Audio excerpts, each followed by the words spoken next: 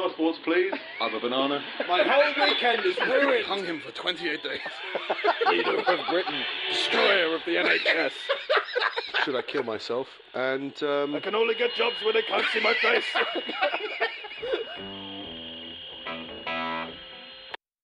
You know, so I think one of the main things that viewers can kind of take away is that Girl Scouts is not something that is just your typical, 20 years ago perception of what Girl Scouting is, and that it's really grown into something bigger than that, and that it teaches lifelong skills, and that there is this adventure aspect to it.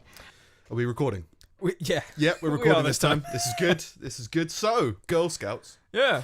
See, that little clip is I guess that was the whole video. That wasn't there wasn't any more to it. Oh. And it was just kind of so I just find it interesting. So basically, lifelong skills. I believe that it's a good thing. Girl Scouts and Boy Scouts and multi-sexual scouts, or whatever group it is. Whatever it is. Learning survival stuff and going out and doing stuff. In this one, they're selling Girl Scout cookies underwater. To what? To who? To people. But underwater. So they're trying to say, isn't it great that we're learning scuba diving? Yeah, that's brilliant. You should learn about swimming and all that kind of stuff. That's great. But should you sell baked goods under the sea? Salted caramel. Maybe. Salted caramel. You are for that. Yeah. That's something. Yeah. But all. But I can't think of any others goods. really. No. So it was all there was a little bit of footage of a scuba diver going down and buying some and holding up a sign saying this is great, or something like that, or I bought these underwater, or something like that, and all the certificate, and the Victoria sponge cake is just it's inflated. Yeah, no, they're in airtight bags, right? And there's just, I can't think of anything more that would make me mistake reality for a nightmare than if I went underwater and there was a troop of young girls selling cookies underwater. Yeah, at a table. Well, it's got a table and everything. Yeah. Anchored down. Yeah. Can't even get away from diabetes in a leisurely swim. Yeah. Not even in a bath. No. Just, the girls are there and they want their money. Yeah. I don't think we got Girl Scout cookies or Boy Scout cookies over here. No, at all. we didn't do any shit. We didn't do any fundraising, I don't think. If we did, it was nothing I ever remember. But we paid to go. You pay a couple of quid every week or something like that. Yeah, we had a Christmas show or something where to get your actor badge or entertainment badge, you did something. Yeah. And I think people might have paid to go there. And it was to raise money for the church, I'm assuming. Yeah. Or the hall, or wherever it was. I think mine was at a church. We had a scout hut, and there's loads of those buildings specifically for scouting. I did it in southeast London, so there wasn't much space. No. You had to go out to a scout hut. Yeah. And that's where you would set fire to everything. No, we had a fire in our scout hut. The only campfire I ever had when I was it wasn't scouts, it was Cubs. The only kind of fire we ever had at Cubs was a stack of branches with a red bulb in it. You plug it in. Is that real? Is that a real thing? I guess. Yeah, well, because it was indoors. We had fires. Oh, right, yeah, that's fair enough. We did do a camping thing once. We went up to I don't know where the fuck it was, the Peak District or something. Yeah. And it was a proper kind of scout camp shit. But we didn't have a fire because we were still entry level. Yeah, I think it was towards scouts. That's when you started all the fiery stuff. Yeah, end of Cubs. Early I don't think I ever went to scouts. I quite liked scouts. I did beavers and I did Cubs. I did Cubs and then scouts. Yeah. Yeah, I was around some guy's house, a friend who was just someone in class who maybe my mum became friends with her mum, and then was you should go. And we played pinball on PC, and we left invisible notes. Yeah. Yeah, it was and we made notes in invisible ink and just the shittest trail in the world of now go to the cupboard. Okay. I open up the cupboard, there's another bit of paper. You do whatever you do to read the message. Now go to the kitchen. Yeah, scouting. Yeah. And he was I'm going to Cubs now. And I was well, I'll come with. Right, okay. I'm just I'm an explorer of life. Yeah. Even at the age of 10 or whatever it was. And then, yeah, just that became a thing. No, even back then, I had to really think about something before I did it. I mean, like, do you want to do this thing? It was like, I will think about that for the next week. Come back to me next week. Sit around the light bulb. Yeah, yeah. I don't know. Well, that's the thing. That's what it gets you. You just addicted to it. Just sit around a light bulb. I had a collector's badge. I collected rubber dinosaurs. But yeah, I don't think it was worthwhile. We didn't do any underwater baking. No. We did actual things. We did scuba diving briefly. Did you? Just but it was like, I think we were at a scout place, and somebody nearby like owned a swimming pool and a sauna in his garden and offered that as a service. So we did that briefly, but we didn't use the oxygen tanks. I think we just like snorkeled. Why don't you send all the boys to my house? Exactly. It was, in retrospect, it's pretty strange. But all of the church is pretty strange. I'll teach them to hold their breath for long periods of time. Yeah. I didn't make any notes about it because I thought it would come off bad. But I think there was an article about how the Catholic Church is urging people to stop supporting homosexuality because that is what caused all the problems in the church. Is there really? Something like that. You sure it wasn't pedophilia? Yeah, exactly. And they're like, oh yeah, but if it was pedophilia with male children, that's homosexuality. No. Yeah, it was just one of those things like, this just seems like a bad story. Yeah.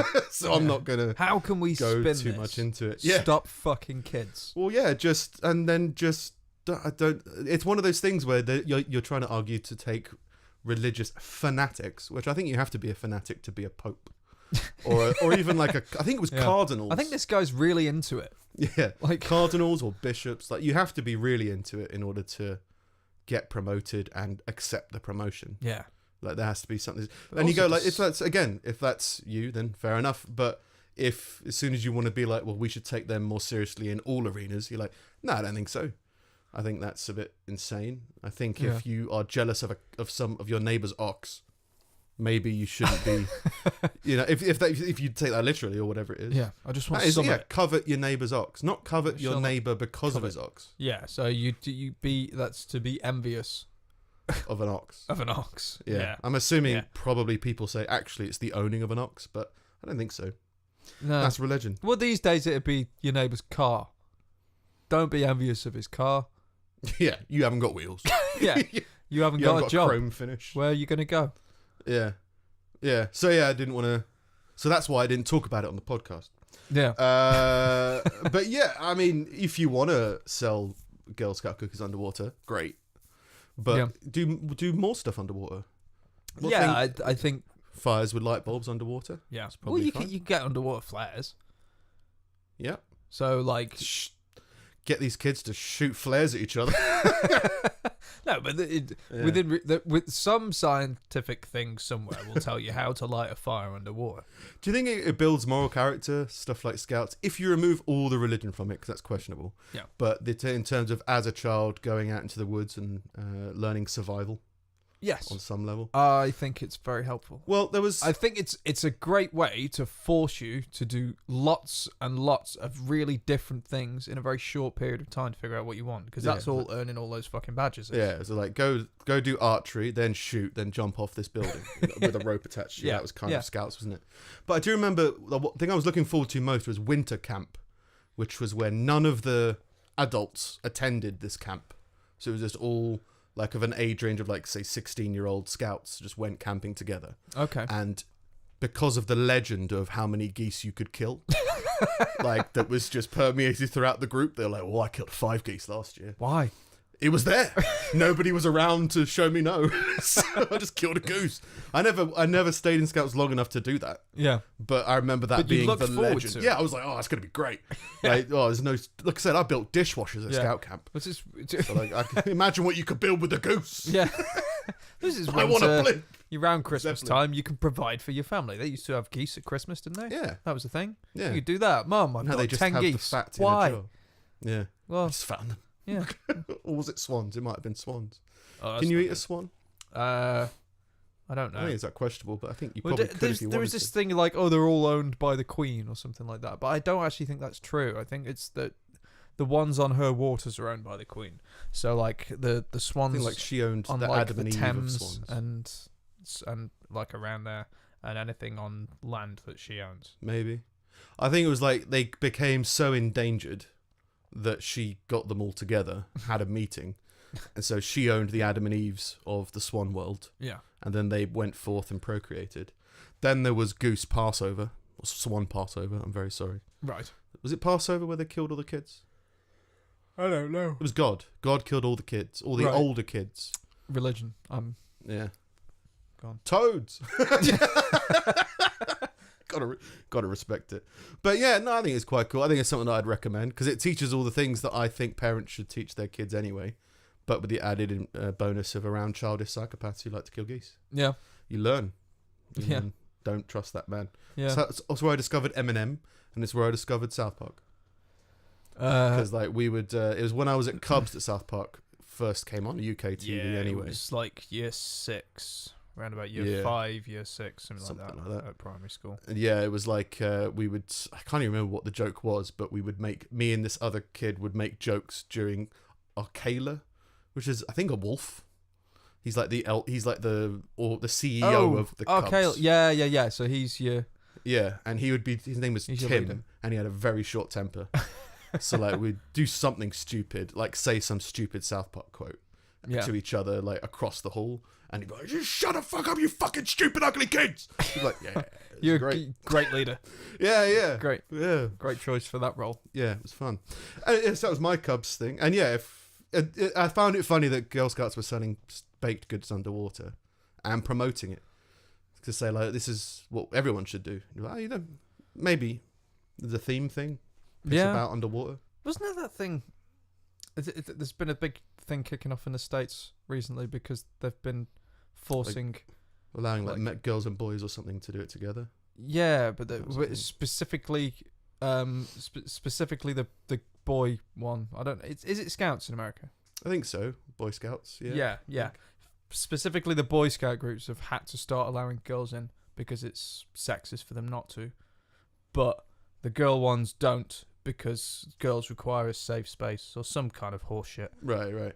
But it was the idea that like, oh well, just encouraging men to hang out together is a hotbed for toxic masculinity or some horseshit like that. But then by contrast, not for the but not for the girls. There's nothing negative that comes from that. Right. And girls need their privacy and their space, but men don't get that. Did you go to a mixed school? Yeah. I went to like a boys only school until 16. Yeah. Obviously, like primary school was primary school. Yeah. I had a Greek year 2 teacher. That's all I remember about primary school. Mrs. Diakos. That's a good name. Yeah, that was pretty cool. And I think it was because I think that was the first time I got a desk. And I was like, from this point on, I'm going to be organised with my life. Yeah, it never happened. It didn't happen. Yeah, but I was like, I still cleared out my desk quite often.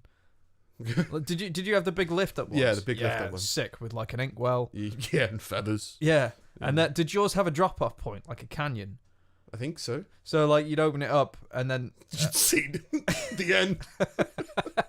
You'd open it up, God. And there'd be like, here's your surface bit, and then it would all drop off to a big deep bit. Yeah. In the desk. Yeah. And that's where you just shoved all your shit. Yeah. It's good. I had a black market operation in my... In primary school for printing off pictures, fires that go in lampshades. Because we were one of the first houses to get a color printer. So,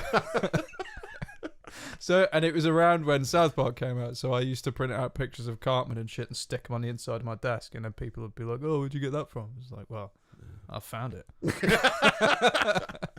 want me to find you one for £1? I remember. I think in primary school, I used to have. I had where you had a color printer. I had Encyclopedia 95. Encarta 97 was amazing. And like I think for one project they were like, you need to do a project about Germany. So I just printed off Germany from Encarta, but like edited out all this was clearly taken from blah, all blah, the blah. copyright notices. And just gave the teacher like a folder that big. It was like, there you go, that's Germany. It's like, did you do this? Yes. I don't think you did. This feels like this was copied. No. So, what does this word mean? I think if I'm going to teach you, right, we're going to have to set some time Well, if you aside. don't know, then I'm not telling you. Yeah, so I just be like, yep, no, I mean, prove it. I was a dick. Yes, that's Girl Scouts are doing stuff underwater. More people should do stuff underwater. Aquaman came out. I think that's an underwatery film where sometimes he's above water, but mostly he likes it if it's underwater. Yeah, I don't know anything about the film or anything like that. It's underwater. All I ever see It's is got some pictures Girl of Scouts in the actor. What's his name? Jason. He's like Jason Mimosa or Jason Momoa or something like that. Fair enough. And there's this big meme of him because women keep going up to him at these conventions with their husbands and being like, "Hey, can you put your arms around me and pretend to reject my husband?" so there's just hundreds of pictures of this guy just like Rejecting coveting people's wives, while the husband sits in the corner and like sometimes he's kicking them. Love is sometimes, strange. yeah, it's great. He's living his best life. This will spice up the relationship. I mentioned last week about a video that I'd come across, and I decided to give it a bit more attention this week because I had technical difficulties last week. But it's this video. The title is Observations of In Utero Masturbation. Oh yeah. So yeah, fetuses masturbating in the womb, and it was 10 facts about orgasms that you might not know. Yeah. And there was some that were kind of like the basic, it's got a few clips, just some of stuff that I found interesting. So number one is you can have an orgasm without any interaction with your genitals at all. So you can get people who have wet dreams. That's pretty I guess much so. what that is, isn't it? Yeah, and then she goes into detail about she knows a woman who can just think herself to orgasm, and all that kind of stuff. This is kind of interesting stuff, but that was needed for this bit. People with spinal cord injuries, like paraplegias, quadriplegias, will often develop a very, very sensitive area right above the level of their injury, wherever that is. There's such a thing as a knee orgasm in the literature. Knee. It's just, again, like you say, wet dreams. Your body just associates something with something else. Yeah. There's people who just develop eating it. There's a guy who could only ever eat hot dogs or beans. One of those, and it's just a mental thing of this is what life is. Yeah. And obviously some people like the knee thing, and so the important thing from that was it's not you don't need any gentle touch or anything like that. You can just be, if you're paralyzed from the waist down, your body will adapt to orgasm. Which I found funny. And there's also a precise spot along your spine apparently that kind of controls all that, or usually controls all that kind of stuff, which if you do on someone who's paralyzed, sometimes that has that effect as well. If you stimulate with an electrode the precise spot, you will trigger an orgasm. Yeah. And it is a fact that you can trigger spinal reflexes in dead people. Yeah. A certain kind of dead person, a beating heart cadaver, and this is somebody who is brain dead, legally dead, definitely checked out, but is being kept alive on a respirator so that their organs will be oxygenated for transplantation. So, if you're in a coma or you're brain dead, people will still give you orgasms. Yeah, and there's nothing you can do about it. She said you don't exist. You're dead. Yeah. Yeah. Yeah. Your brain's not functioning, but your physical body is. That doesn't shock me. That makes sense to me. It makes sense that dead people have orgasms? No, because brain dead people have orgasms? It's a biological process, and biologically you're still functioning. But it's the mental process because of if you're paraplegic, but if it's you lose not, sensation because there. It's like the two, isn't it? It's like your brain has associated a physical situation. But it's your knee. But you can, so for example, on a man, you can stimulate his prostate to encourage an orgasm. But there's nothing about that that's a mental to achieve ejaculation. Yeah, not necessarily an orgasm. Are they not one and the same? No. You can Sting classically has orgasms where he doesn't ejaculate. I think. Of course. Yeah. There's also something I think it's called in retro orgasm or retro ejaculation, where you come into your piss and you piss out your ejaculate at a later time. It's a bad situation. For later. One of the points she makes is that apparently sperm lives for about a week and then it starts to deform, which makes it less likely to impregnate. But if it does... Yeah, it's like Vietnam vet. just all this trauma and damage. And it's like, now I am alive. Like, whether it's a good or a bad thing, I don't know. But yeah, apparently that's one of the reasons. I'd never make it out. Yeah. I've lost my... I don't have arms, but I've lost everything. They drew first blood. Yeah, congratulations. It's a 40-year-old. Yeah. So, like, yeah, that's apparently one of the reasons why they think men are conditioned to masturbate more often, is to keep the well fresh. Yeah, well, you prevent don't that kind of thing. Like, yeah, it makes sense. You don't put sport milk in your tea.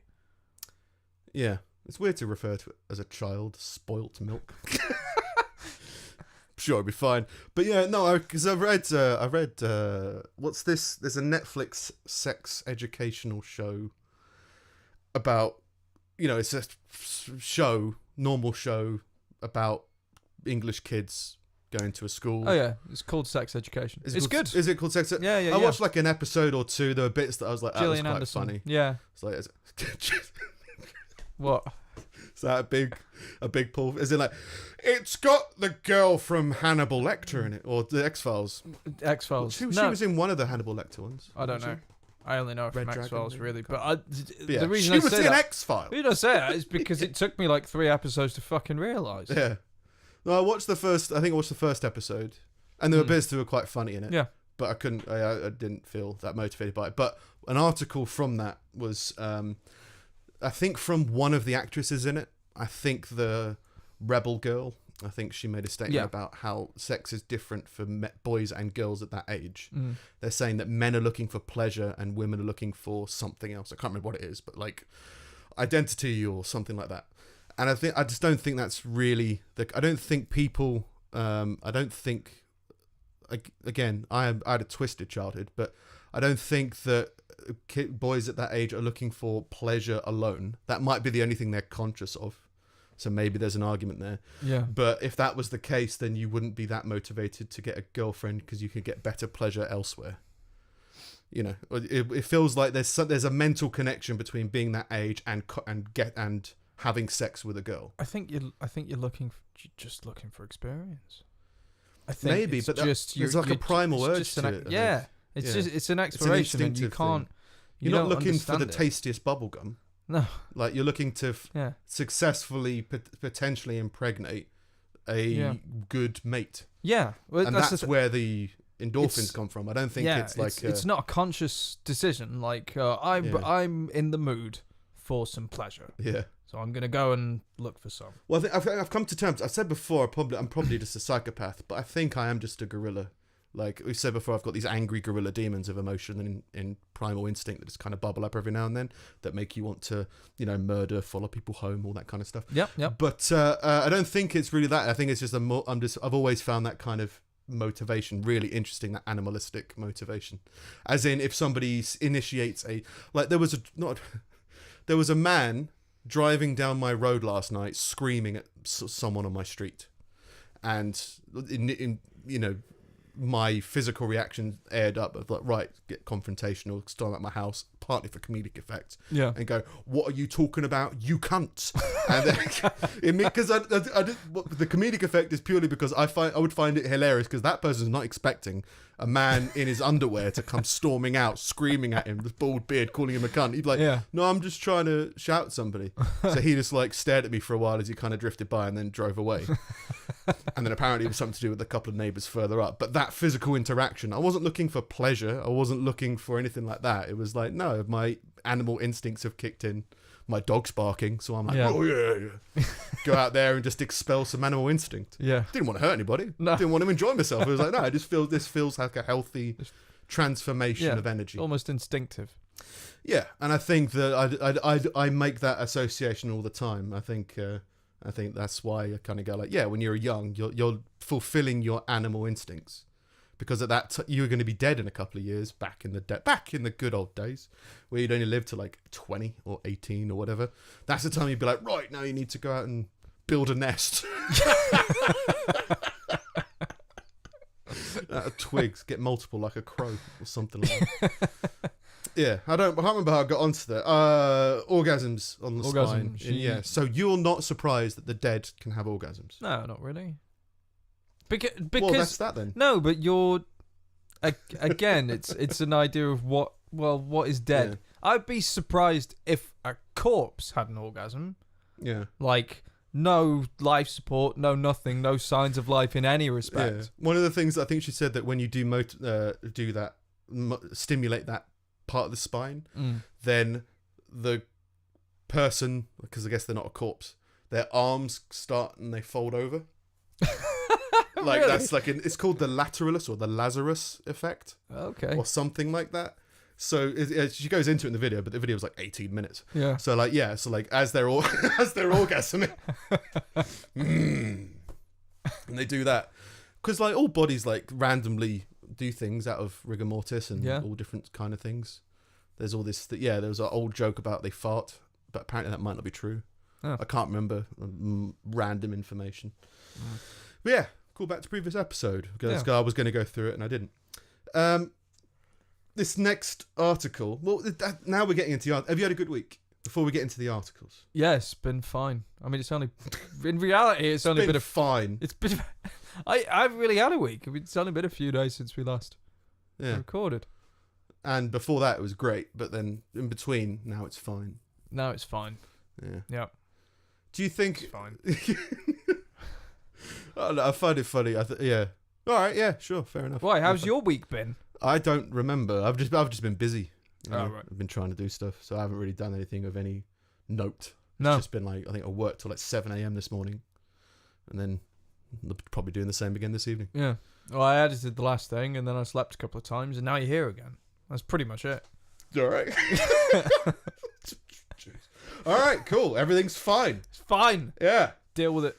Yeah. So this article I found interesting, but the article itself is kind of vaguely interesting.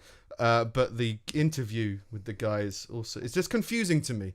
And I think it's again that thing that people don't really know what they're talking about. But this is him. Carl, can I take you back when you were growing up in a town very close to Denmark in Germany? And I just would like to ask you, if you don't mind, a little bit about your childhood. My childhood was very simple. I only wanted one thing, to get out of there and to be grown up.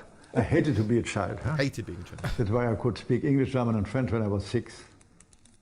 No, I had a nice childhood in a period when the world was not that great. It's just the world was bad. How was your childhood? Well, I hated being a child and I couldn't wait to leave. That's why I learnt many languages. Well, no, I actually had quite a good childhood, actually. Like, whoa, hang on, what? Where are you? Who's this guy? This is he was the creative director for Chanel. Now he's dead. Oh. So he's a big fashion mogul. And he passed away recently. Okay, yeah. And the reason that his passing away is somewhat of note is that his cat might inherit part of £150 million. Amazing. Yeah, but I mean, he's an old guy, and like he might just not know where he is. But he's that was the thing that kind of just threw me. Is I hated my childhood, but it was quite nice. What? That's a weird ensemble to wear. Of logic, of like I hate, but it was quite nice. Yeah. There's a bit more. There's nothing I can say against. Huh? I'm not still recovering from an unhappy childhood. No, everything was perfect. I never played with children. I only was sketching and reading. And it was in a country I stayed quite isolated. No. I hated my childhood. I was actually quite nice. It was perfect. I didn't spend any time with any other children. I was just quite isolated. I was quite isolated in a big country estate. It's just looking around at the final one. I didn't even have anything to do with my sister and half-sister. I always was isolated from the rest. Huh? I was on the best of terms with my father and even better terms with my mother, who thought it was perfect like this, as long as I was not creating trouble. Perfect childhood, didn't see any kids, never saw my sister or my half-sister, but I got on well with my mum and got on really well with my mum and a little bit with my dad, so long as I wasn't in trouble. And they thought it was fine that I had no friends. Yeah, or saw my sister. Which, again, you kind of assume, are they living in the same house? Yeah. Maybe there's an age gap. They? Maybe there's something. In the basement? Yes, whatever's going on. Yeah. So yeah, the video I just found a bit interesting. But basically, yeah, the article is his cat is due to inherit some of his fortune. He was creative director for Chanel for more than 3 decades. And while the fashion world mourned the loss of a great talent, it wasn't long before attention shifted to Lagerfeld, who's the deceased, famous not pet, the cat. who is almost as much of an icon in the fashion industry. I thought his cat was called Lagerfeld. It's like, well, it's like Garfield, but this is Lagerfeld. Lagerfeld. So his cat is almost as much of an icon in the fashion industry as he was. Is that? I guess it's kind of a compliment. You're almost you're nearly as good as a cat. You're nearly as bad as a cat. Yeah, your cat is nearly as good as you. Yeah, an Instagram account dedicated to document the intricacies of Choupette's life. Choupette is the name of the cat. Boasts 220,000 followers. Wait, who's Lagerfeld then? That's the deceased. Oh right, yeah. Yeah, his name was Karl Lagerfeld. Right. I'm up on fashion. 120,000 followers. Famous feline, also has a popular blog. Does it? Yeah. Both of these are run by digital marketing expert Ashley Shudin. Well, fucking yeah. Give the money to her. She's doing the blog, not the cat. Fair enough. According to French newspaper Le Figaro, Choupette might be entitled to Lagerfeld's multi-million-pound fortune under German law if she had been nominated as his heir, which she was. He repeated his statement in an interview with Numero, this is Lagerfeld, when he was asked to address the rumour that he'd named Choupette as an heir to his vast fortunes. He said, among others, yes. He just doesn't know. I've named lots of people. Yeah. And did you name the cat? Yes, but also other people. But the cat, that's what we're interested in.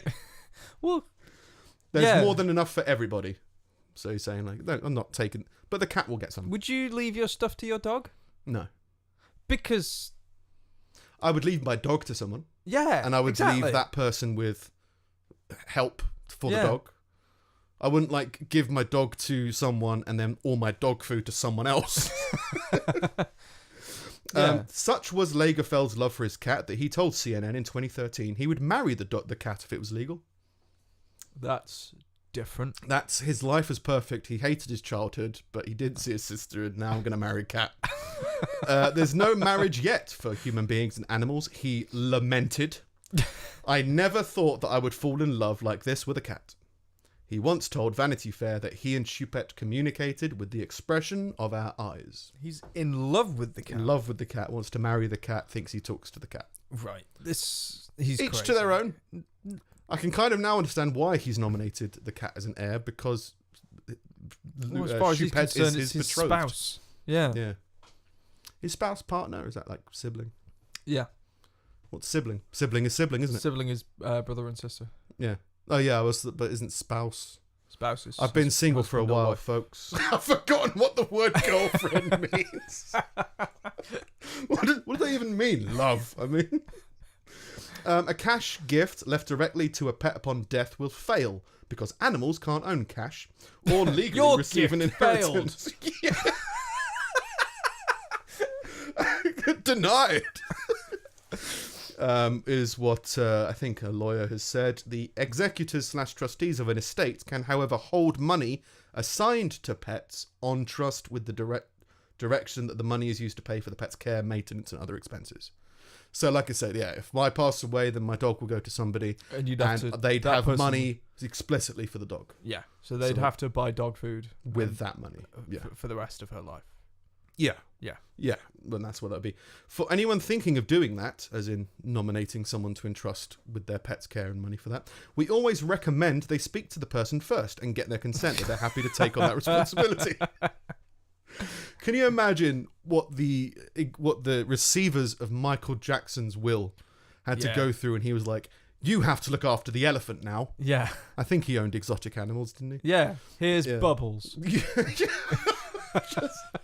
I didn't want this. I didn't want Bubbles. Well, you've got him now, and now you have to look after it. Oh God! This seems like it's good advice. You should always get consent. I think that's important. And or unless you want to be a dick, because that is a dick move.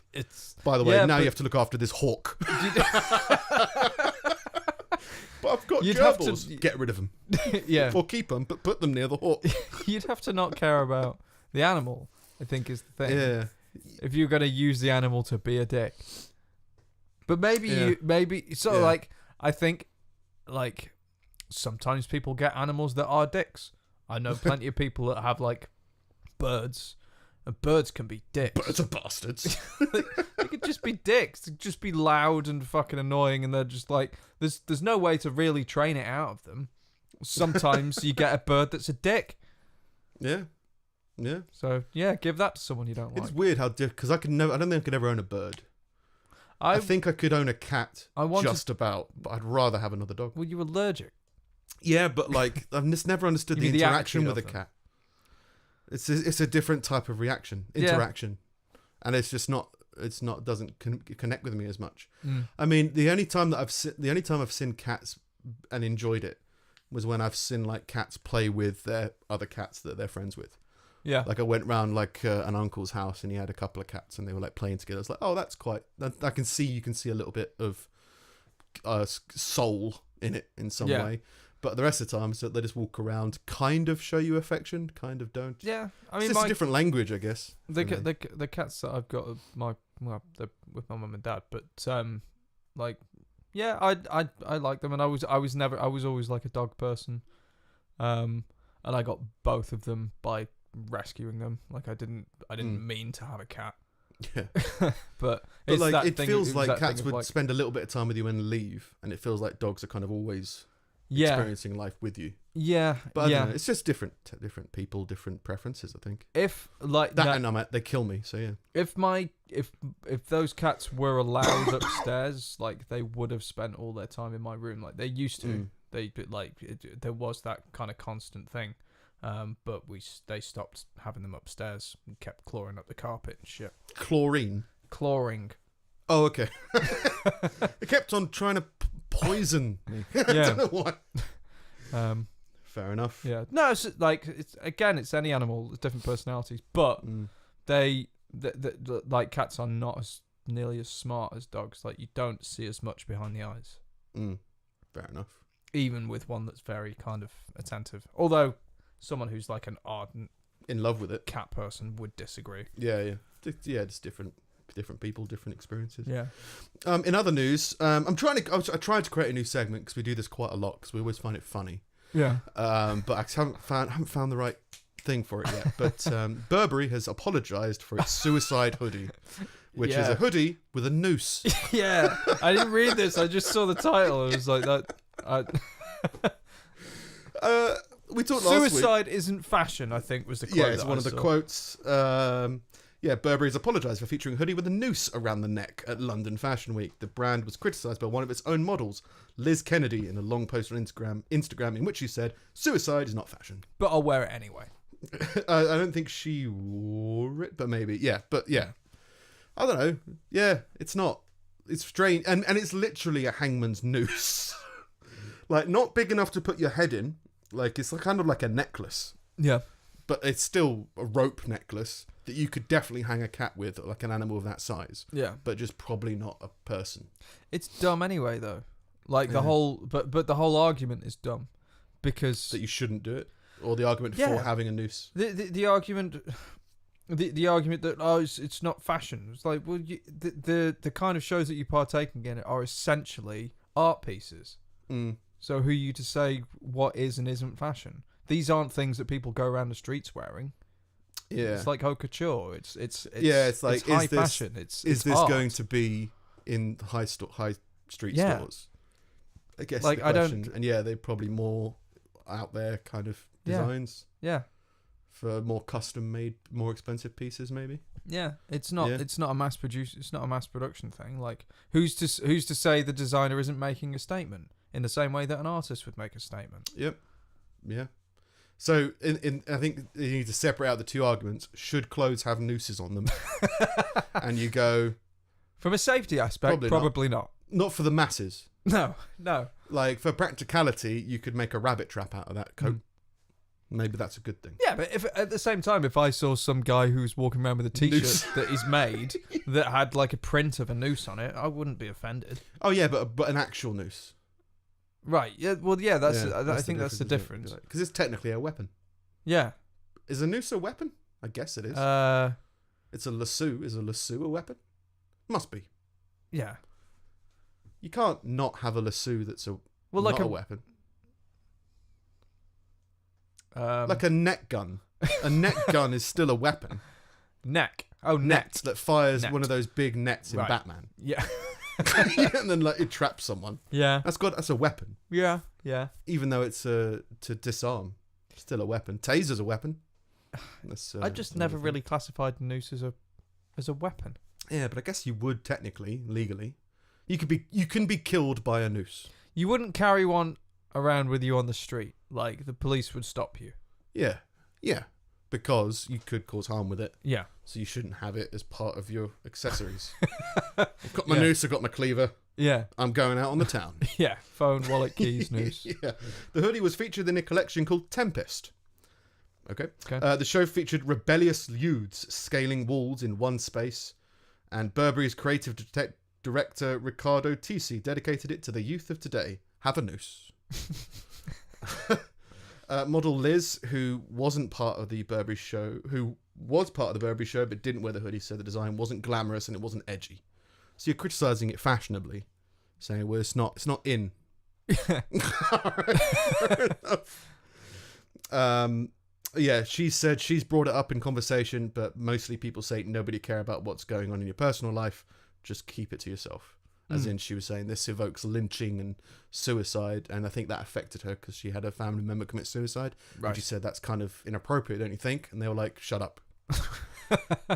Which is like, I don't think you should shut up, but like, I think, yeah, you go like, contextually, you can say, I think this is a bad idea. You don't have to say that it's an amoral idea. Yeah. Say it's a negative idea. I would say that if there was any one of them that didn't see it coming, then they're idiots, but I would imagine it's been done for shock value.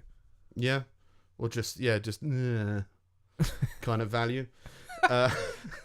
Burberry boss Marco Gobbetti and his cat said, I'm assuming he's got a cat. He's a creative director of Chanel was fashion, wasn't it?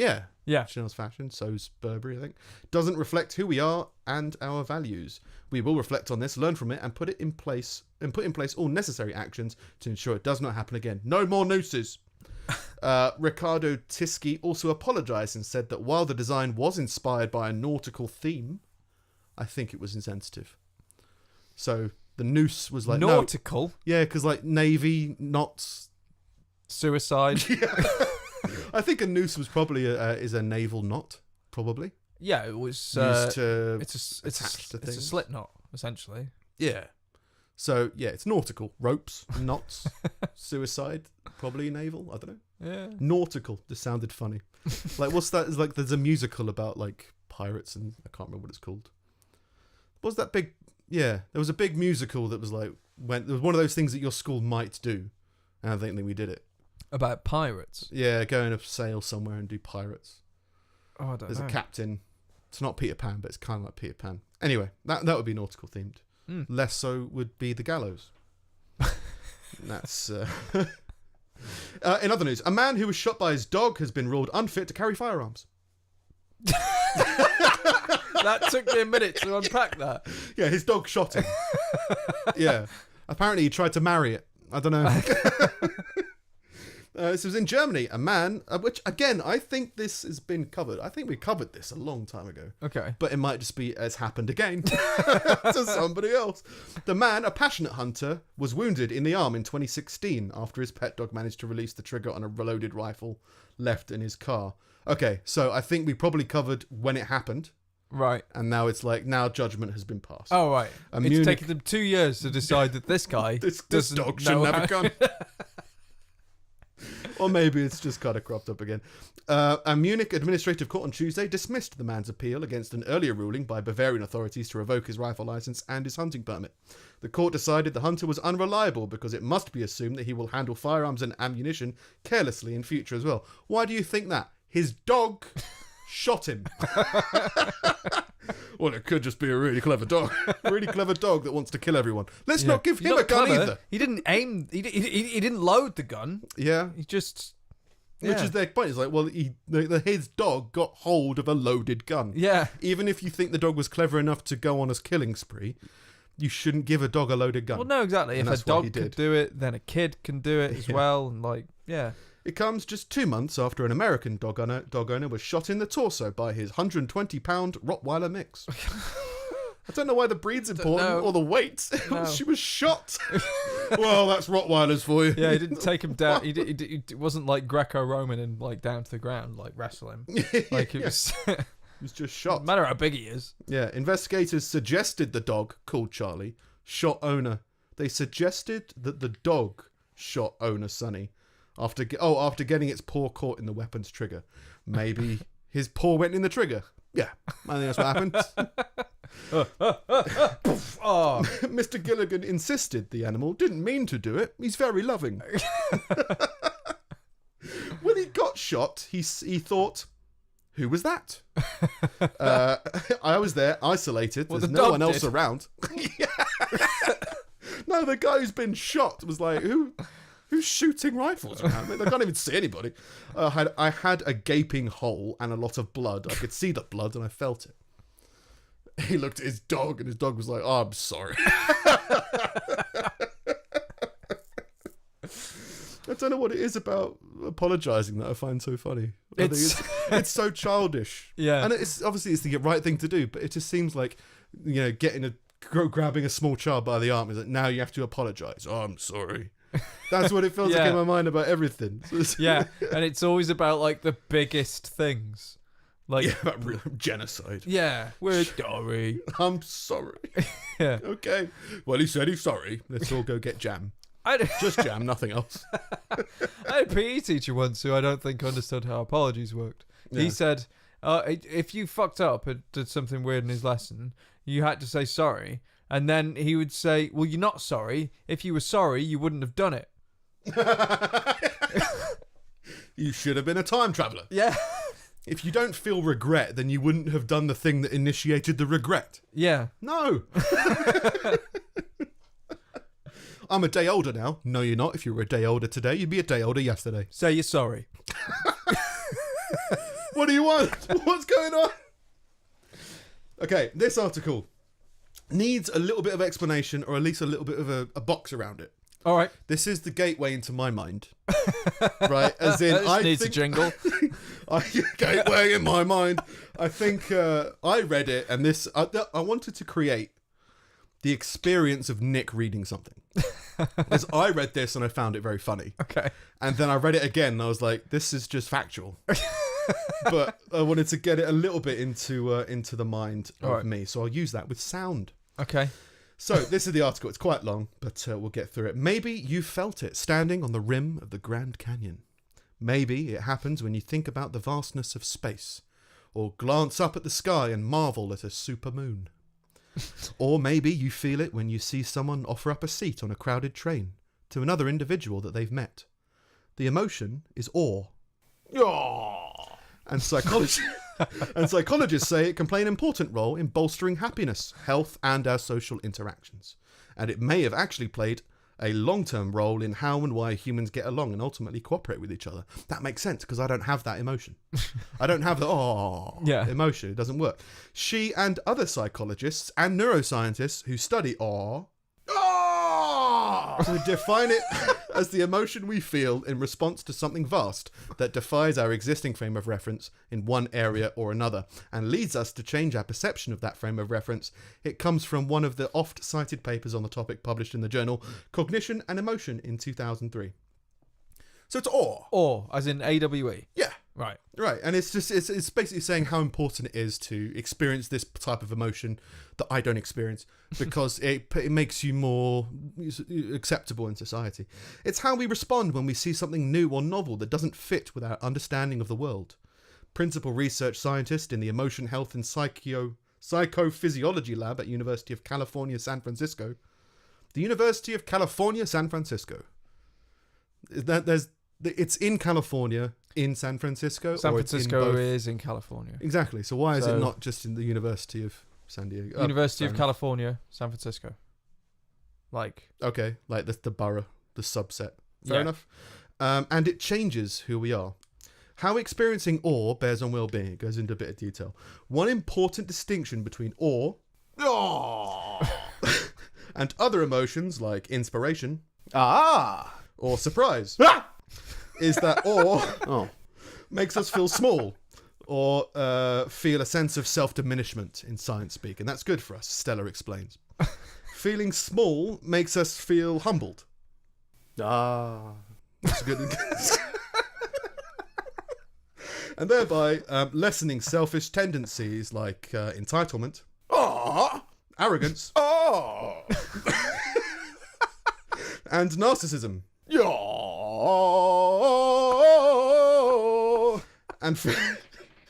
And feeling small and humbled makes us want to engage with others and feel more connected to others. It's basically the sum of it is that it's good to be humbled every now and then because it prevents like, you know, all these different emotions. Other research from Stella and Gordon's team found that people who reported experiencing more Baby! Grand Canyon! Supermoon! also appeared to have better immune health in a group of 94 students who's reported to have more regularly feeling more positive emotion than negative, had lower levels of chronic pro-inflammatory cytokines. What? It's an interesting thing. If you feel more, you're healthier, your immune system's stronger. How much more? Just more. Just more. Like, at least 3 layered over each other. Again, let's drive home the point that you don't need to take a flight in space or even take a whitewater rafting trip to experience you can experience awe at varying intensities. Let's take 3. Listening to a moving piece of music, seeing a giant skyscraper, or reading a newspaper story about a local hero. Fundamentally, and this is kind of summing it up, awe is about novelty and vastness. Physical space might create vastness as can someone's talent or someone's goodness. That's good. But you can also experience awe from negative stuff, kind of, you know, like natural disasters. Yeah, look at all the natural disasters. And that also puts things into perspective. So it's good to have negative as well as positive. That's kind of worked. Okay. So yeah, and then it goes on to say you can go and see these in nature. Just go climb a mountain. Just do that. Go out of your comfort zone, try something different, and look up. Look up from your phone is basically what it's saying. Okay. And also, lastly, have an open mind. Yeah. So these are all things that mean you're basically saying that people should have more perspective on things. Yeah. Which I think is something that I think we've kind of discussed indirectly. Is that people get a warped sense of self and a warped sense of what the world is. Yeah. Because they're not humbled enough by things. Yeah. So you can, let's say, the brownies underwater. Right? It's a good thing that they were selling cakes underwater and cookies underwater, and that they were still receiving custom because of it. Right? But if you decide that all cookies should be sold underwater, then you need your sense of reality and your perception of the world is changed. Now you need to see, should you do that? And you need to open up your mind a little bit more to kind of see it. It's basically the point of it. Yeah. It's quite a boring article, but when I read it, I just found it funny that I don't have the gland, and that's all I could hear when it was talking about Yeah. You've got an gland, haven't you? Yeah. When you see, which I tried to look up, it's cuteness. Yeah. Which is apparently specifically related to youth. Like when you see something young, apparently that's where the majority of it comes in. Like baby puppies. I mean, all puppies are babies. It's the thing. I've never had babies. I've never had it with kids. What have you had it with? It's always animals. Animals, young animals. Yeah. Not old animals. Well, no. Like giraffes. I don't know. There's some animals where it's like it feels weird to have that reaction to, like an alligator, like a fish. Yeah, a fish. Yeah. A fish. I've never, but yeah. No, but like yeah. You said rats. You had like a close bond with rats as a child. Yeah. Like usual household pets. But ducks. Ducks, because I think ducklings are meant to be quite adorable, but you don't really see their soul. And I think the thing that I assumed it was is you can see their young soul. Yeah, maybe a platypus. Well, it's still got the bill, but it feels like it's half duck, half rat. There's more to it. Right. Is a platypus half duck, half rat? No, it's half beaver. Yeah, sort of. It's a beaver duck. Yeah. Well, it kind of worked. In other news. I have the idea of having the cute gland, and that I think I just don't have it, and I think that excludes me from experiencing certain. Well, you didn't have it with your dog. No, and you bought your dog, and then you invited people over because you wanted to see how they'd react. I wanted to study it. Like, how can I fake this when I'm under investigation? No, this is the way I describe it because I've described it before. But if I see a baby, I can recognize that baby, and I can be like, that baby's a legend. Yeah, but I don't have pity for it or that kind of, isn't it young? Do you know? I don't have the whatever that is. I think that's the thing. What's it meant to do? I don't even know really what it is. I just I think you. And I know that you have its function, you just don't have it. So I think it's a protective thing. I think it's like you see, it's the act of seeing something vulnerable, and it's something that triggers you to feel protective over it. Now, you're definitely a very protective person. Yeah, but I'm more practical than emotional, and it's probably the emotional side of that protection. Yeah, I think so. And it's specifically in that case, just because I go like, well, your emotional protection doesn't interest me in any way. Mm. Don't worry, I've got my prayers for you. Okay. Yeah. But I want a spear. If I've got a spear, I'll feel better about your prayers. Yeah. But yeah, I mean, I connect. I have a very close relationship with my dog, and we very much bonded and very much like a loving kind of thing. Like, there's a little bit of baby talk, but not really. Yeah. As in, no normal person would say that it's baby talk, but that's the closest that I can accept that's as far as I'll go. Yeah. Which is basically, how's it going? Basically what it is. That's how you and just that excitement. Yeah. And when I've always had it whenever and again, it's the animal instinct, that love of animal instinct. Whenever I'm around a dog, I'll start to act more like a dog. Yeah. So like, if my dog sees something outside, if I don't think there's anything outside, I'll react how a dog would to seeing something outside. Yeah, basically, through the curtain. Yeah, and like look, hold myself on the windowsill and look through the window, just to confuse the neighbours, if anything. Yeah. But it's just connecting on that level with something, and I think that I don't know if I've never acted like a baby around another baby, so maybe it's just the human race that I have no empathy for. Mm. Maybe it's just animals. When I'm around a fish, who knows? I've never been around many fish. Yeah.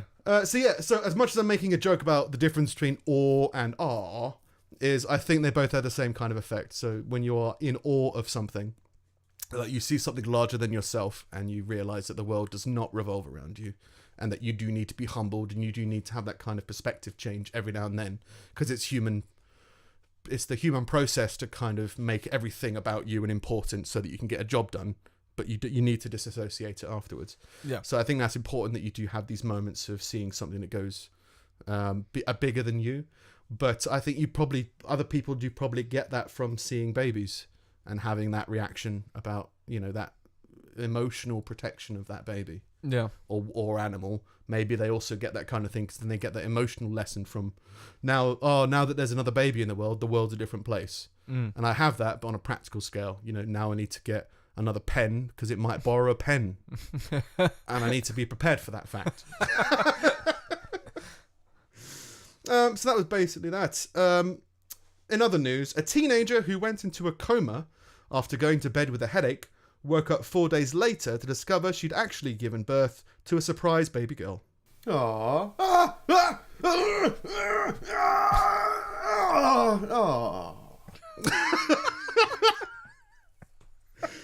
Ebony Stevenson, 18, from Oldham, said she had no idea she was pregnant when she went to bed feeling unwell. She was 4 days from birth. Jeez.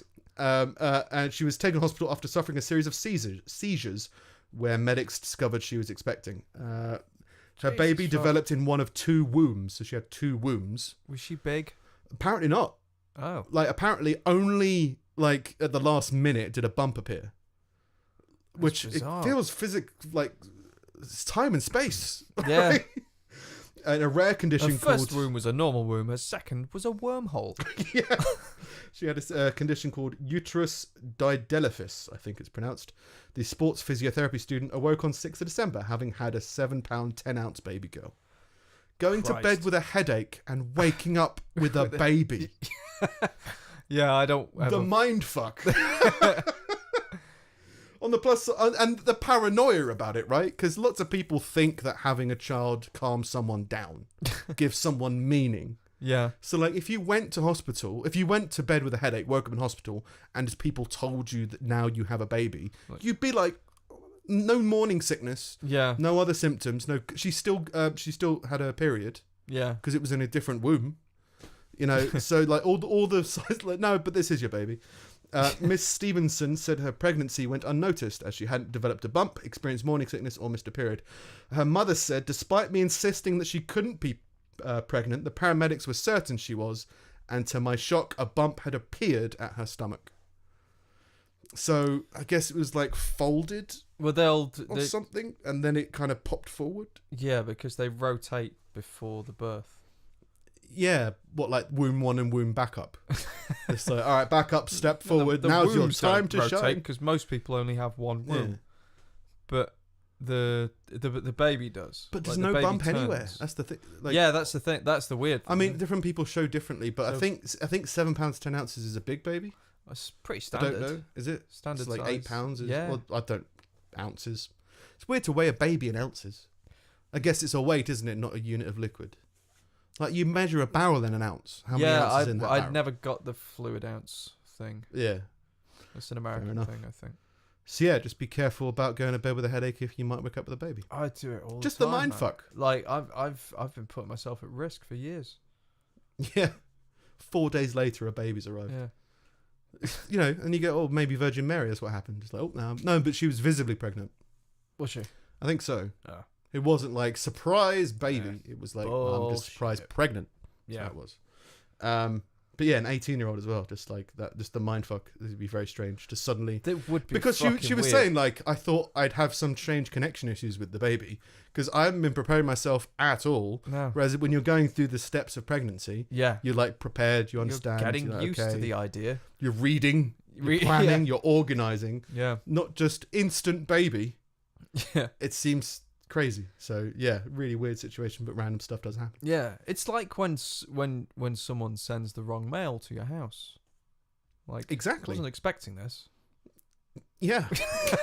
oh. In other news, a pilot on a long test flight decided to take out his frustration in the air by spelling out "I'm bored" on his on his tracking device.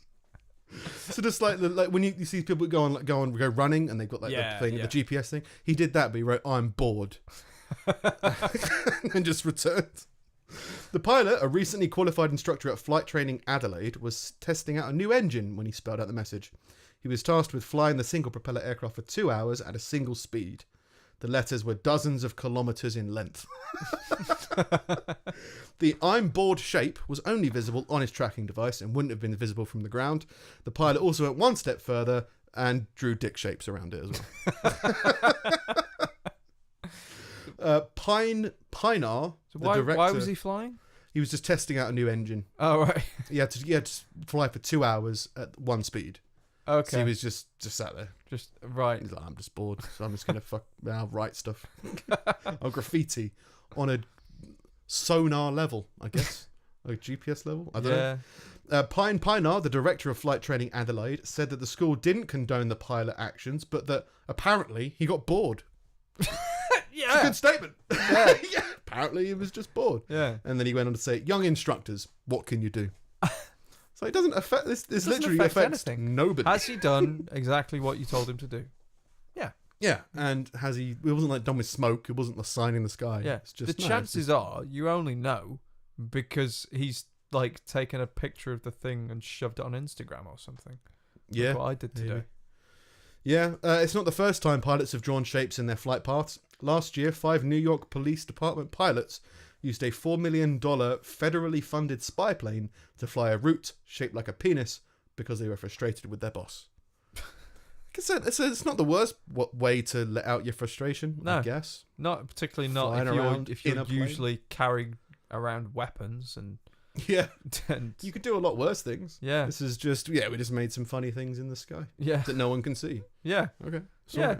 It cost $4 million, that plane. Okay. But it was designed to fly. We were going to be up here anyway. Yeah. No, but you don't spy in a penis shape. Maybe we did. Maybe you do. We caught the guy and we drew a dick. Yeah. So. What more do you want from people?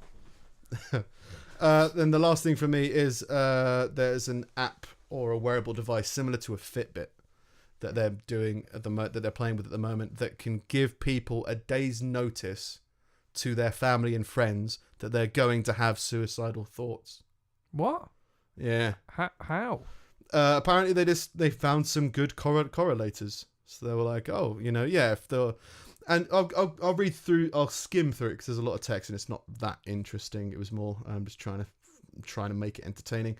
We've become used to fitness trackers like Fitbit, etc., that we can use to kind of incorporate ourselves into the digital world. Because it's somewhat interesting, but mood forecasting exploits a bit opinionated, exploits the connection between the mind and the body. Research has shown that changes in our mental state, including bouts of sadness or anxiety, affect our bodies. So emotional experiences or states of mind can be seen visibly in physical factors, is the theory, which I think is kind of bollocks, because I think everybody's different.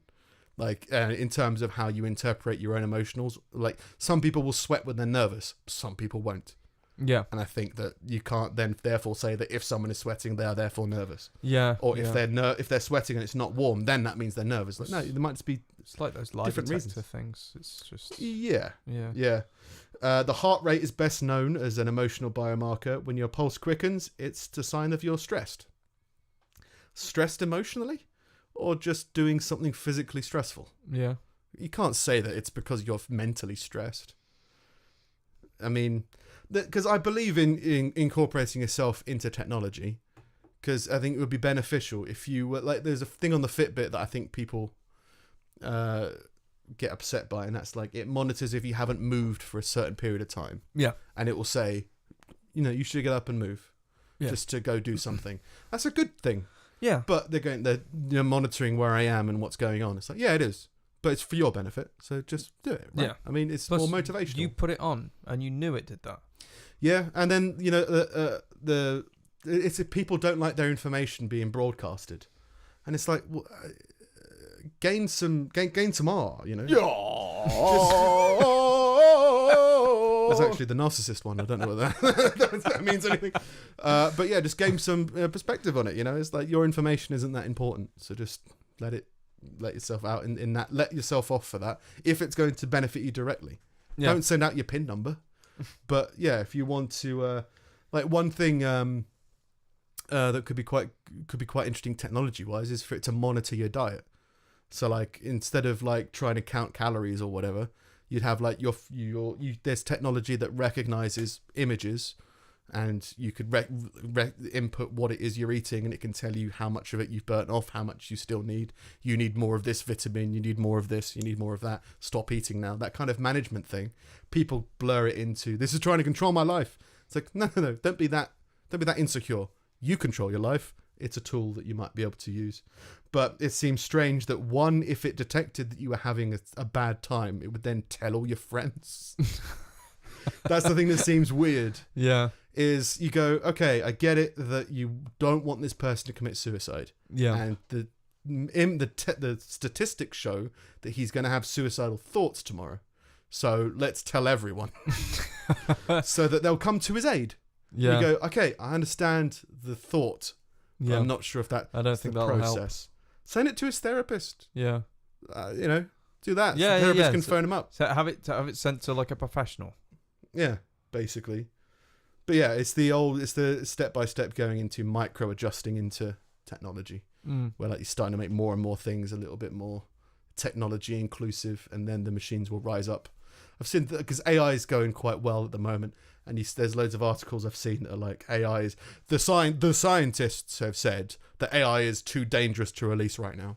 Yeah, too dangerous to release. Okay, so people are afraid of AI. I think it'd be quite fun. Like it's people don't accept that you're already dead. Just enjoy your life. Don't worry about dying. Yeah, everyone, you're gonna die. Just why not have a watch?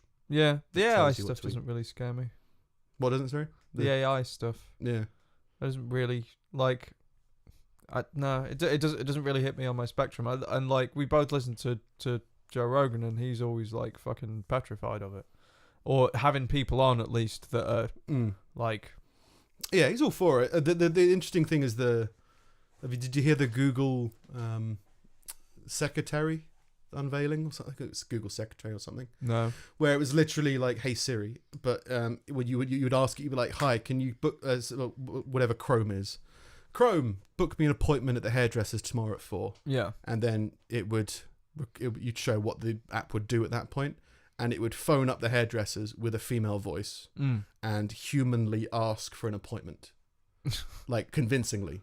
Jeez. To be like, "Hi, I'm just wondering if I can book an appointment for Terry. Is 4 o'clock okay?" It's a robot, and you're like, "That seems." And the guy the person on the other line has no idea it's a robot. They're like, "Yeah, I can't do 4. Is 5 okay? Let me check. Yeah, 5's fine." Jeez. It's like as soon as you go, and that's the concern about AI is going to replace telecommunication jobs, because I imagine you've had the shit ones, which is like, you get a cold call and it's like, "Oh hi, sorry, can I just adjust my headset 1 sec? Sorry about that," and then it's a complete recording, and you know it's a recording because you're like, you're not listening to what I'm saying and you're speaking over me. Yeah, it just doesn't quite make sense. But it's not far away that it's going to be like, no, it's going to be, you're going to believe that you're talking to somebody real. So people are scared about it being that real, I think. But I think it's going to be. I think it's going to be quite fine. It's fine because I don't. The title is Observations of In Utero Masturbation. That wasn't timed, but we'll put it in. Why not? What were you trying to do? I was trying to see if I had any more clips that I had to go through, because I had so many this week that I was like, I need to figure out if there's anything left. And then my finger apparently clicked on masturbation fetus. Well, what happens? From so many to so few. I've only got one article this week. I've only got one. Yeah. One of the candidates to be the mayor of a US city has made it to the final round of an election, in spite of the fact that he's dead. There was, you get again, just check that they're dead before you send them the paperwork. Yeah. I don't understand. I can understand how they've died in the application process, but before you send them an invitation to join you, just check if they're dead. Well, is the database of dead that difficult to manage? Yeah. Well, so he signed up for it. He signed up for it while he was alive, and then died during the whole kind of campaign process or whatever the fuck. And now they're like, oh, well, it's too late to take him off the ballot. So if people voted for him. So if people vote for him, then we'll just pick someone, I guess. We'll just give the people the person that they didn't vote for. Yeah, sounds fine. It's been described as sort of awkward. Yeah, his main campaign points are a bit mute now. Yeah. Yeah. As is the rest of his life. He doesn't believe in a lot of this stuff anymore. He's now in another dimension. But yeah, we had before, like, a dog was voted, a child was voted in. Yeah. I like the dog one. Like that. It makes, but it's because who does the dog's inheritance go to? That's the question. Who's because the dog one was like, it's a town where they didn't really need a mayor, so it's just like, let's just make it a dog. Just have a dog. Yeah, but no, this guy was a mayor previously. When he was alive. When he was alive, he ran for like one term and was like, yeah, I'll go for re-election, and then he died, and now they've printed all the ballots and stuff. So now. So like we've already printed it. Yeah, exactly. It seems pretty lame. Like it seems to me like that they could just be like, look, just don't. He's not. Yeah. He's dead. Yeah. But now there's loads of people pushing for people to vote for him. Yeah. That's just shit. Not as a joke, respect. But like as a political move. Because we want to be led by the dead. This is how it starts. Yeah, so, forget AI. There's 3 candidates, and if he gets voted in, the dead guy, then the council get to choose who's mayor, and it doesn't have to be the other 2 candidates. It could be a dog. It could be anything. This lamppost is now mayor. Yeah. So they've like other people have been throwing their names in and been like, hey, if you like, if he wins, like. Maybe, a vote for a dead man. Maybe make for me mayor. Yeah. Like, I don't think you know how politics works. Well, it's just such a weird house of cards of just like, it's just, why does this work? It doesn't really work. It just works enough for people to get along with it and be like, yeah, this is the process. Okay, fair enough. Whatever makes you happy. Go for it. Yeah. Society has to be run somehow. Yeah. I just don't. It's the bureaucracy of it, of that being like, well, there's nothing we can do. Yeah. Like, yeah. are you sure? Then there's no clause about death. Yeah, exactly. A sitting president can be dead. I don't think so. Not even a sitting president. Yeah. Like a potential president. Yeah. A potential mayor could be dead. yeah. And he'll still be counting on your vote. In some way, I'm sure. Vote Bernie. yeah. Yeah. I don't know. Politics is just strange. So yeah, it kind of makes sense, I guess, to try and... That was a Weekend at Memorialise Bernie's the reference, dead. not a Bernie Sanders reference. I thought it was a Bernie Sanders reference. No. I thought you were saying that he was going to die before. Oh, well, there is that as well, potentially, because he's like 98. And it's like 2 years away or something, I think. 2021 is the next one. Yeah, he's too old. I mean, he's not, but I like, do what you want. Like, more power to you. But, like, if past presidents have been any kind of anything to go by, just looking at how much it fucking haggers you, because I don't know, it just feels like you're trying to fight to be the head of the party planning committee, and then when you become the head of the party planning committee, they don't want anything to really change. So you're like, why don't we make the candles blue instead of red? Nah. Okay. Well, I declare that the candles are now red. Okay. Nobody cares. yeah. Will there still be a party? Yes. Will there be cake? Yes. Will there be fire departments and hospitals and nurses? Yes. Yeah. Will there be anything different? Well, I want to build a wall around it. Okay. All right. If you want. Yeah. No.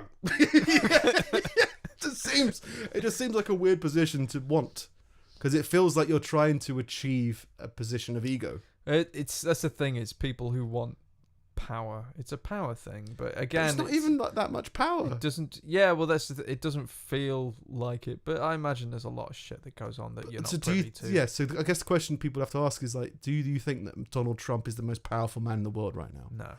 And they go, well, he controls the nuclear warheads. I don't think he does. No. I think like two people have to open up the suitcase, so Well, there's at least one other person who'd be like, no. Like anything like that has got to be approved by Congress, hasn't it? And like an act of war. I don't know, but I think there's still. I think the person. I can't remember what there's loads of films that have got that kind of thing about the person with the true power is the person behind the steering wheel. It's like you can declare to fire nuclear missiles, but there has to be somebody who actually says, all right, yeah, in the facility, or at least connected to their Wi-Fi, who goes like, yeah, all right then. And I think that guy, who is just an average guy, just has to fulfill the orders of someone else above him. Yeah, he's the person who can be like, if you want power, be that guy. Yeah, because I read somewhere, I don't know how true this is, but yeah, nuclear submarines, when the nuclear missiles launch, they kill everyone on board. I remember you telling me that. Yeah. Which I guess makes sense. There needs to have oxygen taken from somewhere to fire that thing, and that flame has to go somewhere. So apparently this goes in a submarine. And hey, it's nuclear war, so they probably don't mind. That's kind of the thought process. You go like, well, I think the people on the submarine will have more to say than the president of the United States. Yeah. And they should obey orders. Yes. But they still their choice to. Yeah. So you can just be like, no, I don't want to do this. I'm not going to do that. The president said we're going nuclear war. I've said no. Well, but Bobby, you have to. Well, I don't feel like it today. Yeah. No. Okay. Sun is shining. The whales are singing. Yeah. I think they're trying to put advertisement in space. On whales. Yeah. Yeah, they're putting satellites in space that are going to converge to make giant extraterrestrial billboards. And people are upset. What? Yeah, like Coca-Cola's going to be in the night sky. Oh, so you'll be able to see it? Yep. Yeah, it's advertising. So yeah, it would be so big that you would see trademarked logos in the sky reminding you to drink Coca-Cola. I don't know. For some, like, that feels really, what's the word? Like, dystopian future to me. But at least once I would kind of like to see that. The Go Compare guy. Oh, he's in space now. Yeah, fair enough. Yeah. I hope you die. Do you? Go Compare death. Yeah, you I'd could vote be for mayor. a dead guy. Yeah. Vote for a dead guy. Yeah, that's the thing. It's like, I think it's just, it's all the, It's encouraging people to act out. Like, we're meant to be Yeah. sensible with this decision. Yeah. Meant to be, yeah. Yeah. No, I'm voting for the dead guy. Fuck Yeah. you. If you were going to vote for him anyway, you probably would. You're going to vote for him when he's alive. Yeah. You should still vote for him now. Yeah. Legacy. Legacy Do it. ruling. It's the best thing. The best way of pointing out how fucking stupid these policies are is to do something like that. You can't take him off the ballot. Yeah. Well, let's fucking vote for him. Then. Yeah, it shows a hole in the system. Yeah. Like, yeah, well, you're the one who said we should take it seriously. We have. Yeah. And now a dead man is president of the United States. USA. There you go. At some point, they'd have to be like, no, but no. Yeah. It's in the admin, so fine, go for it. Yeah. Cool. Yeah. Well, yeah, I think that's us this week. Yeah. And I'm going to try and be a bit more social media savvy, I think. Maybe. I don't know. But hey, I'm at Nick Snip. I'm at Sing It Steve, and I'll use it if someone sends me something. If somebody but, like, talks to us. Well, I've just got no desire to get embroiled in like The broadcasting. fucking shitstorm of bollocks, and I've got nothing to say anyway. I save anything I have to say for this shit anyway. So like, it doesn't. Yeah. No, I think it would definitely. We still want people to get in contact and Yeah, discuss that's stuff. the thing. I think it'd be it's interesting. And we're on YouTube now. Yeah. So YouTube comments, even we'd probably react with. Yeah, it's more about having a conversation than anything. Yeah. Like I'm not interested in starting a shitstorm, which is what everyone seems to want to do on Twitter. Yeah. But if you want to get hold of me, I'm at Sing It Steve. Yeah, I'm at Nick Snip. We're at Pulling Teeth Pod. And we are wisdom at pullingteethpodcast.com. I'll learn that one day. Yeah. And then, and we get notifications for that as well. So Yeah, we get everything. But just nobody talks to us. No. So get in touch. Maybe we'll do something. One day. Yeah. Yeah. All right. All right. Try. Cool. Ta-ra with the, yep.